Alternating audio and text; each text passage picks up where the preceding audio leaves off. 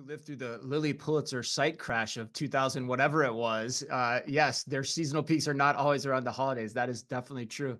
All right, Natalia, I want to ask you something too in regards to the holidays in terms of site behavior. Like what have you seen retailers understand or maybe not understand so well in terms of understanding how much time their consumer Yeah. is spending on their site? Yeah. And before I get to that, I just wanted to add on to what you just said. I think one of the most fascinating use cases of handling a high traffic Hmm. is the American Red Cross. So the American Red Cross is actually Right. a customer of ours. And during hurricanes, they get a lot of visits to order first aid kits. Yeah, So could right. you imagine, like, look, we may not get our Christmas wish list, but could you imagine if that site went down when Yeah. people needed it the most?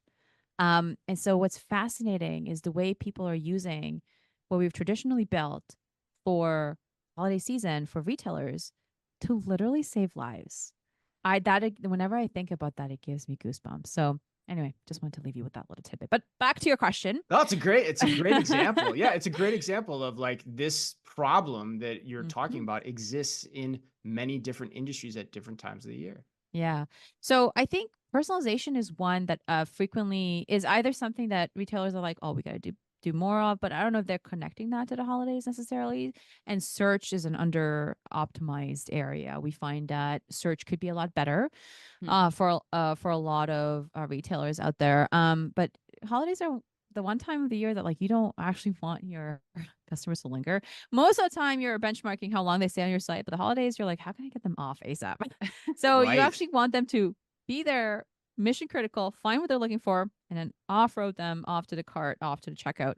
And that's gonna make it so that you're not handling high traffic at all times, and that's impeding the purchaser conversion. So and predictive has there's obviously a lot of us are talking about generative these days, but predictive AI still has a good amount to grow and have retailers adopt that technology. But everything from product recommendations to like search, like affinity search or vector search, affinity being like, cool, this is what you're looking for, but based on your profile, we think that this is actually what you need.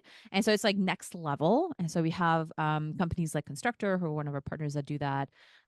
Those are really, really important. And like also just shout out to Melissa and Avalera being able to see the right tax information ahead so you're not surprised, so that there's no abandoned cart, right? So then you're not like thinking twice, oh, I didn't factor in the tax. That's all really, really important. And then third parties as well, I will say. So if you've got a ton of different systems, maybe even turning off some of the functionality that is extra or extraneous just until you survive this period and then turning it back on later. Yeah, that's